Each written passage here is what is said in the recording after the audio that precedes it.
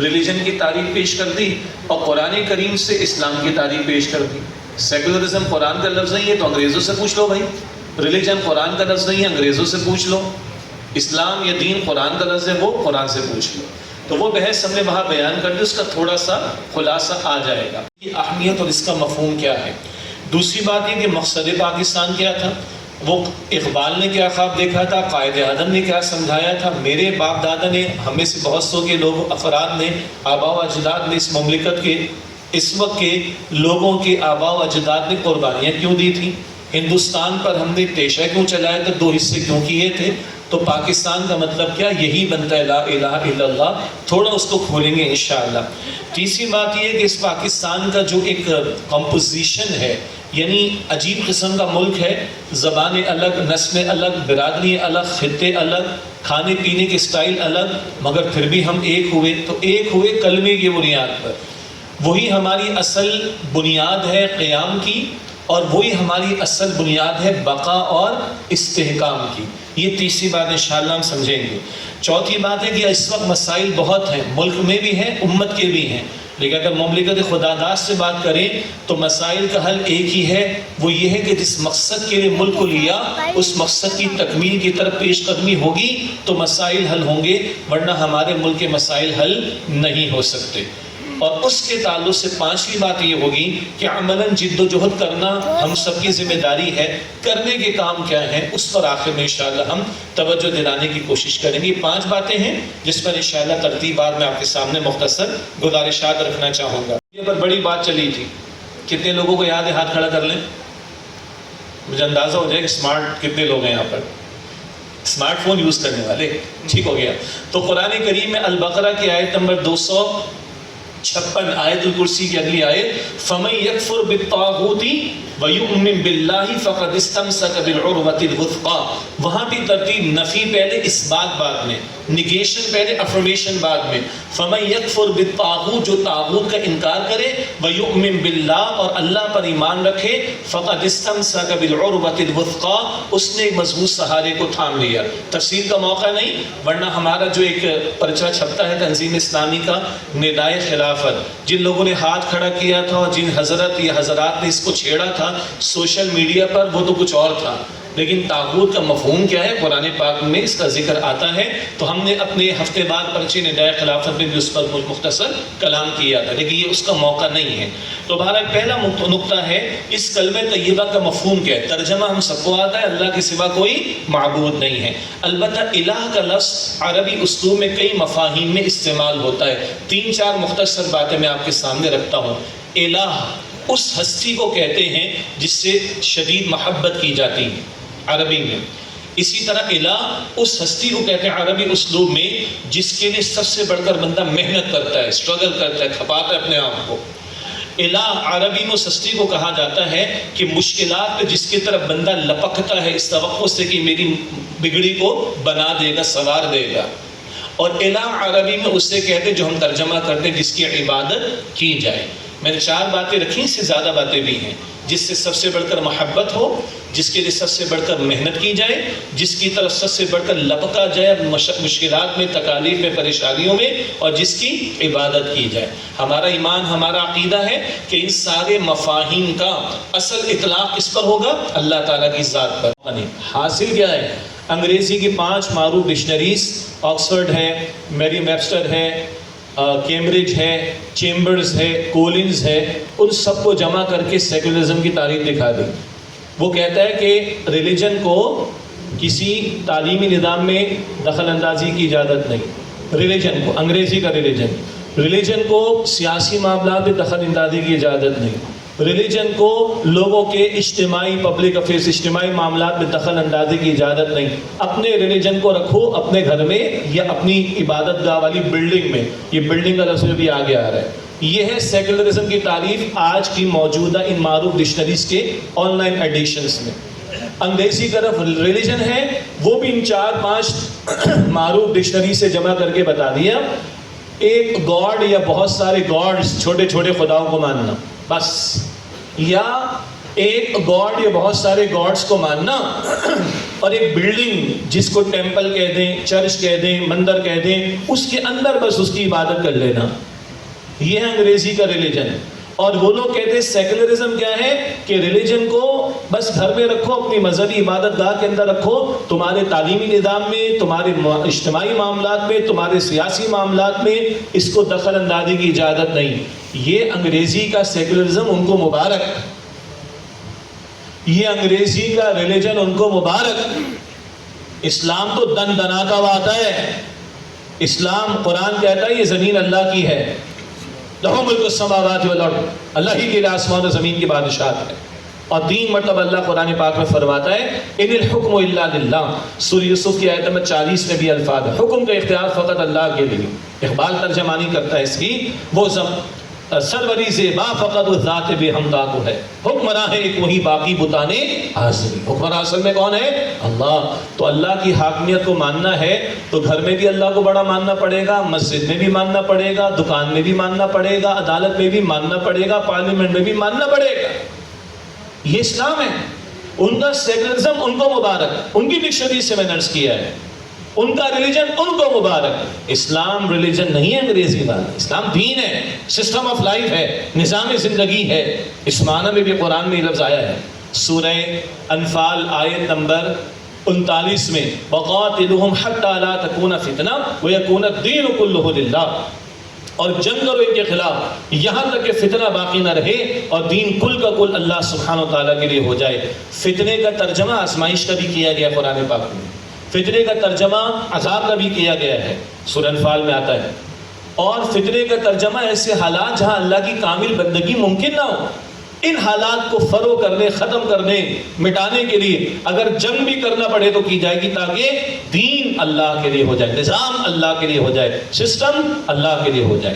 تو پاکستان کیوں بنایا تھا؟ آئیے اقبال سے پوچھ لیتے۔ اقبال نے شکوہ لکھا، جواب شکوہ لکھا، امت کو احساس ضیاء بیدار کر کے بتایا، وہ زمانے میں معزز تھے مسلمان ہو کر اور تم خار ہوئے تاریخ قرآن ہو کر۔ اقبال نے حل بتایا کہ محمد سے وفا تو نے تو ہم تیرے ہیں، یہ جہاں چیز ہے کیا لوح و کرم تیرے ہیں صلی اللہ علیہ وسلم۔ اقبال نے جو مرغوبیت آج ہم میں ہے اس وقت بھانپ لیا تھا اقبال نے۔ اقبال تو خود مغرب گیا ہے، فلسفہ پڑھ کر آیا ہے اور کہتا ہے کہ مسلمان کو مسلمان کر دیا طوفان مغرب میں، اور آ کر اقبال قوم کو، ملت کو بتاتا ہے کہ مرغوب ہونے کی ضرورت نہیں، تمہاری تہذیب آپ اپنے خنجر سے خودکشی کرے گی، جو خاک شاخ نازو پہ آشیانہ بنے گا وہ ناپائیدار ہوگا۔ اللہ اکبر کبیرہ۔ اور اقبال کہتا ہے خطبہ الہ آباد 1930 میں، بعض سیکولر حضرات ایک گورنمنٹ ادارے کے ٹریننگ کورس میں تھے، تو 6 مہینے کے کورس میں 2 گھنٹے کا ایک ٹاپک نکل آیا، پاکستان اسلامی ریاست، نظریہ پاکستان، تو ہمیں بلا لیا گیا۔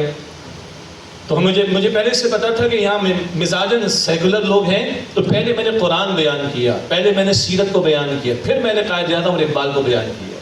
ایک صاحب نے سوال جواب کی نشست میں کہا، ارے بھائی آپ تو اقبال کی کیا باتیں کرتے ہو، 1930 کے خطبہ الہ آباد کی، وہاں تو کورم ہی پورا نہیں تھا۔ کورم کا مطلب یہ ہوتا ہے کہ جب کوئی اجلاس ہو جی اداروں میں تو کم از کم تعداد ہوگی ممبران کی تو اجلاس ہوگا۔ تو ان صاحب نے کھلجوڑی چھوڑ دی، صاحب وہ تو کورم ہی پورا نہیں تھا، تو خاک اقبال نے خطبہ دیا ہوگا، آپ لوگ خطبہ الہ آباد کی باتیں کرتے ہو۔ قائد اعظم تو شرابی تھے، جوادی تھے، استغفر اللہ، قلم کو اللہ کہہ رہے ہو، آپ کیا قائد اعظم کی باتیں کرتے ہو؟ تو میں نے بھی تھوڑا ایموشنل گراؤنڈ پر کہا، میں نے قرآن کو مانتے ہو؟ قرآن کو تو مانتے ہیں۔ تو میں نے کہا پہلے میں نے کیا بیان کیا؟ قرآن بیان کیا۔ رسول اللہ کو مانتے ہو؟ میں نے پہلے کس کو پہلے بیان کیا؟ اقبال کو ماننا میرے ایمان کا حصہ نہیں، نہ مانو۔ قائد اعظم کو نہ ماننا میرے ایمان کے حصہ نہیں، منکر نکیر پوچھیں گے، نہ اللہ پوچھے گا قیامت کے دن۔ قرآن کو مانتے ہو؟ اب ظاہر بات ہے پبلک میں وہ قرآن کا انکار تو نہیں کر سکتا تھا۔ تو بہرحال اللہ تعالیٰ نے دل میں بات ڈالی، ورنہ ایسے لوگوں کو ٹیکل کرنا بہرحال ذرا مشکل معاملہ ہوتا ہے۔ اسی لیے میں نے پہلے آپ کے سامنے کلمہ طیبہ کا مفہوم رکھا، اب قائد اعظم اور اقبال کی بات آ رہی، لیکن یہاں مجھے کوئی مسئلہ نہیں انشاءاللہ تعالیٰ کہ آپ لوگ اٹھ کے یہ باتیں کریں گے اور وہ باتیں کریں گے، لیکن وی مسٹ بی پریپیئرڈ، خاص طور پر نوجوان جو بیٹھے ہیں، جو نوجوان سمجھ سے اپنے آپ کو ہاتھ کھڑا کر لیں۔ میرا یہ پروپوزل ہے کہ مسلمانوں کی ایک آزاد ریاست ہونی چاہیے۔ کیوں؟ اللہ کا دین اپنا نفاذ چاہتا ہے، اور جب تک ہمارے پاس اپنا ایک آزاد خطہ نہ ہو کیسے ہم شریعت کو نافذ کر سکتے ہیں؟ اس سے زیادہ خوبصورت اور واضح الفاظ اقبال کے ایک انگریزی خط میں ہمیں ملتے. اس کا ترجمہ میں آپ کے سامنے رکھ دیتا ہوں, مختصر بات کرتا ہوں, ورنہ خطاب جمعہ پچھلا سنیں گے تو تفصیل وہاں پر مل جائے گی, وہ الفاظ بھی انگریزی کے مل جائیں گے. قائد اعظم کو خطوط لکھ کر واپس بلایا تھا اقبال نے, جب قائد اعظم اس وقت کے مسلم لیگ کے بعض حضرات کے طرز عمل سے مایوس ہو کر برطانیہ چلے گئے. بہرحال اقبال نے کہا, جہاں تک میں نے دنیا کے مسائل پر غور و فکر کیا, ان مسائل کا حل اسلامی شریعت کے سوا کہیں نہیں. لیکن کیسے اسلامی شریعت نافذ ہوگی جب تک کہ ہم مسلمانوں کے پاس اپنی آزاد ریاست اور انگلش میں اسٹیٹس ریاستیں نہ ہوں, کیسے ہم اللہ کی شریعت کو نافذ کریں گے؟ تو آپ آئیے اور اس مسلمان قوم کو لیڈ کیجئے. لوگ کہتے ہیں ہمیں مولویوں کا اسلام نہیں چاہیے, اقبال کا چاہیے.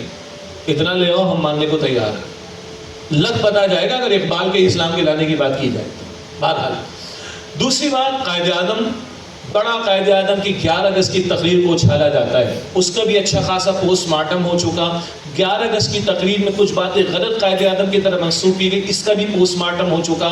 بعد میں جسٹس منیر نے غلطی یعنی کیا کہ بددیانتی کی ہے اور غلط باتیں بزرگوں کو یاد ہوگا وہ قائد اعظم کی طرف منسوخ کی ہیں. اس سب کے باوجود 11 اگست 47 کی تقریر کو 1 منٹ کے لیے سائڈ پہ رکھ دیں. او بھائی 11 اگست کے بعد قائد اعظم زندہ رہے کہ نہیں رہے؟ زندہ رہے. کچھ بولا ہوگا؟ بالکل بولا. وہ ریکارڈ پر ہوگا. وہ کیا 38 کی تقریریں ریکارڈ پر ہیں, 37 کی تقریریں ریکارڈ پر ہیں, 41 کی تقریریں ریکارڈ پر ہیں, 44 کی تقریریں ریکارڈ پر ہیں, تو 48 کی بھی بہت سی تقریریں ریکارڈ پر موجود ہیں.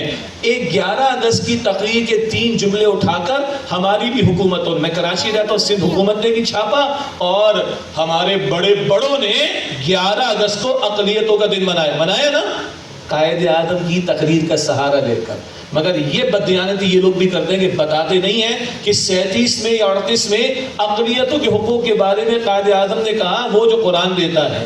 میں نے تشریح میں کہا وہ اقلیتی اپنے اوقات میں رہیں, ان کے حقوق ان کو ملیں گے. تو میرے بچوں نے بھی کہا پاپا آپ نے بالکل صحیح کہا. اس سے کہ آج اقلیتیں اچھل کود زیادہ کر رہی ہیں, مسلمانوں کی مسجدوں کو شہید کیا جاتا ہے, سکھوں کے گردوارے بن رہے ہیں, ہندوؤں کے مندر بن رہے ہیں, ان کی چرچز بن رہی ہیں, اور قادیانیوں کے لیے نرم گوشہ پیش کیا جا رہا ہے کہ نہیں؟ اور کس کی طرح منسوخ کر رہا ہے؟ قائد اعظم. تو بتاؤ قائد اعظم نے کہا تھا وہ حقوق جو قرآن دیتا ہے, تو ہم بھی مانتے, کس نے منع کیا؟ بچا ہوا زبانوں پر آئی بنگلہ دیش بن گیا, ایسا تعصب بن گیا. ہاں نفرتیں پیش کی گئی, نفرتیں بھوئی گئی ہیں. ارے 2 ملک تھے, 2 پاکستان ہو جاتے نا, ایک مشرقی ہو جاتا, ایک مغربی ہو جاتا, رہتے تو پاکستان نا. کیا نام رکھا اس کا؟ بنگلہ. زبانوں پر آج ایک بچا ہوا ملک ہے, اسے قوم کی تلاش. جو یہ پنجابی, مہاجر, پٹھان, پشتو, سندھی, بلوچی کم, کلمے والی زیادہ ہو. یہ دیوبندی, بریلوی, آل الحدیث کم, کلمے والی زیادہ ہو. جو مال کے غلام کم, اللہ کو الہ مان کر اس کی ماننے والے زیادہ ہو. اور سنیے, دنیا کی کوئی اور قوم جی لے گی, زبان پر جمع ہو جائے گی. اگر ایک زبان ہے, نسل پر جمع ہو جائے گی. ہمارے لیے نہ زبان ہے, نہ نسل ہے, نہ خطہ ہے, نہ تاریخ ہے. ہمارا جینا مرنا کلمے کے ساتھ وابستہ. ایک اور بات سمجھے, پاکستان نظریے کی بنیاد پر بنا, کلمے کی بنیاد پر بنا. اچھا بنا تو تھا اسرائیل بھی. آج بھی اسرائیل امریکہ کی بدماشی ہے, یورپی ممالک کی بدماشی ہے, بھارت کی بھی بدماشی ہے. یہ بدماشی ہٹ جائے اسرائیل کھڑا رہ سکتا ہے؟ نہیں. وہ بنا ہی دھونس ہم کی بدماشی کی بنیاد پر. وہ ہٹ جائے اسرائیل ختم ہو جائے گا. ہم کس بنیاد پر بنے؟ کلمہ ہٹا دیں ہم ختم ہو جائیں گے. پھر سندھو دیش الگ ہونا چاہیے, سیدھی سی بات ہے. پنجاب کے 2-4 ٹکڑے ہونے چاہیے, مجھے معاف کیجیے گا. کراچی کو الگ ہونا چاہیے, بلوچستان کو الگ ہونا چاہیے, کے پی کو الگ ہونا چاہیے. اگر زبان اوپر لانی ہے تو 10 ٹکڑے کرو. سیدھی سی بات. ہم نہ زبان پر جی سکتے ہیں, نہ نسل پر جی سکتے, نہ خطے پر جی سکتے. ہمارا کمپوزیشن ہی مختلف ہے. وہ ایک سجدہ جسے تو گراں سمجھتا ہے, 1000 سجدوں سے دیتا ہے آدمی کو نجات. وقت مکمل ہو رہے ہیں. چوتھی بات, مسائل آپ مجھ سے زیادہ جانتے ہیں اور میں اور آپ سب فیس کر رہے ہیں. معیشت کا بیڑا غرق ہے, سیاست کا ستیہ ناس ہے, عدالت نظام بھونڈا بن سامنے, ریاستی اداروں کا جبر اور ان کی رعونیت ہمارے سامنے ہے, سیاست دانوں کی دھوکہ بازی ہمارے سامنے ہے. اور بعض مذہبی حضرات کی بھی دنیا پرستی ہمارے سامنے اور عوام کی بھی مادہ پرستی کھل کر ہمارے سامنے. ایک انالیسس آیا, مشکل لگ رہا ہے اس کو ہضم کرنا, 92% لوگ اس چکر میں کہ پاکستان سے باہر چلے جائیں. مجھے ہضم کرنے میں مشکل ہو رہا ہے, 50% تو کہیں نہیں جاتے. تو عوام کی بھی مادہ پرستی ہمارے سامنے. اللہ کے سوا کوئی نہیں بچا سکتا ہمیں, اور ہم نے غداری ہی کی اللہ کے ساتھ. ملک لیا, میں نے شروع میں کہا تھا, بنا ہے اسلام کے نام پر, بچے گا, مستحکم ہوگا اسلام کی بنیاد پر. باقی تفصیل طلب باتیں کہ بھئی جوڈیشری سیٹ کیسے ہوگی, اکنامک سیٹ کیسے ہوگی, بینکنگ, وہ بعد میں باتیں کر لیں گے. پہلے تو ہم سیٹ ہو جائیں اللہ کے ساتھ, اللہ کے ساتھ سیٹ ہو جائیں. اللہ تعالیٰ پوری کائنات کو چلا رہے ہیں. یہ 24-25 کروڑ کا مسئلہ اس کے لیے کوئی بڑا مسئلہ نہیں ہے. تو چوتھی بات یہ تھی, حل کیا ہے بھائی؟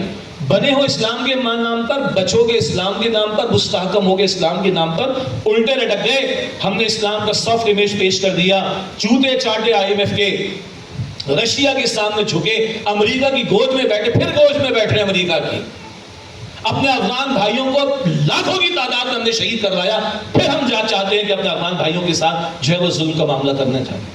امریکہ کی گود میں بیٹھ, سب کر کے دیکھ لیا, ہمارے ہاں کوئی حالات بہتر نہیں ہوئے, بگڑتے چلے جا رہے. کیوں؟ ہمارا انالیسس غلط ہو گیا بھائی. پھر وہی بات, بنے اسلام کے نام پر, بچیں گے, مستحکم ہوں گے اسلام کی ہی بنیاد پر. آخری بات کیا کریں؟ آج مادہ پرستی میں نے کہا, رعونیت میں نے کہا, دنیا پرستی میں نے کہا. وجہ خوف خدا نہیں, خوف آخرت نہیں. ہم کلمہ پڑھنے والے مسلمان ہیں, ہمارے دلوں میں ایمان, فجر کی نماز میں چیک کر لیں کتنا ہے, پتہ چل جائے گا نا. ہمارے دلوں میں ایمان کتنا ہے, فجر کی نماز میں چیک کر لیں, معاملات کرتے ہوئے چیک کر لیں, لین دین کرتے ہوئے چیک کر لیں, پتہ چل جاتا ہے. بڑی شدید محنت کرنی ہے کلمے کی, ایمان کی. ایمان وہ نہیں زبان کی نوک پر جو دل میں اترے, یہ ایمان پھر سبحان اللہ.